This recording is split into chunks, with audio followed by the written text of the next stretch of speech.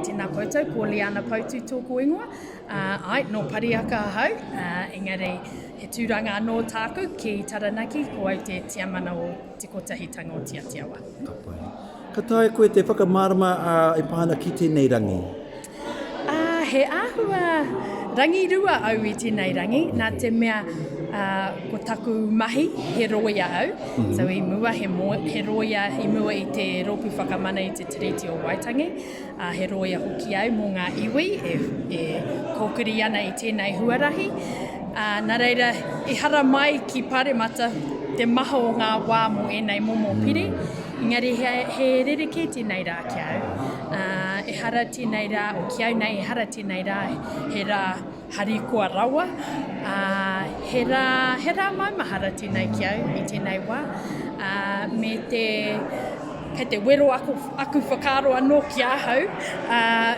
Me te taumahatanga o te mahi kino o te karauna ki runga i ngā tupuna. Nā reira, he rangi maumahara tēnei māpu. Ni pihea te ata, pihea te rangi.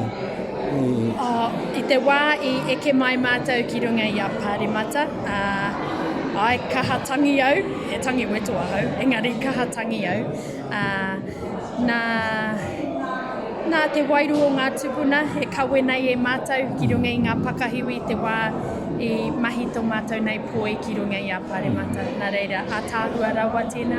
A tāhua rawa te noho tahi me ngā whanaunga katoa o tō tātou maunga. Hei whānau o Pire Haeata, te whakanui tēnei rā, nā reira, miharo rawa te tainga mai.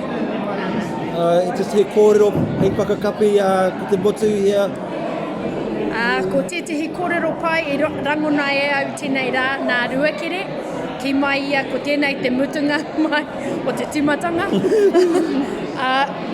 Pono rawa te rā kōrero, ahakoa kua taimata ki tēnei taumata ki tēnei wāhanga, maha te mahi kei mua i a mātou nei aroaro. Nā reira, me i ana miharo rawa te hara mai i tēnei rā, me te noho tahi i wainganui ngā paake, ngā mokopuna hoki. No, ki te maringi nui, ki te wakarongo, ki te kōrero i tēnei ahi, o reira ka mihe te kia koe. Tēnā koe. Kia ora. Tēnā koe.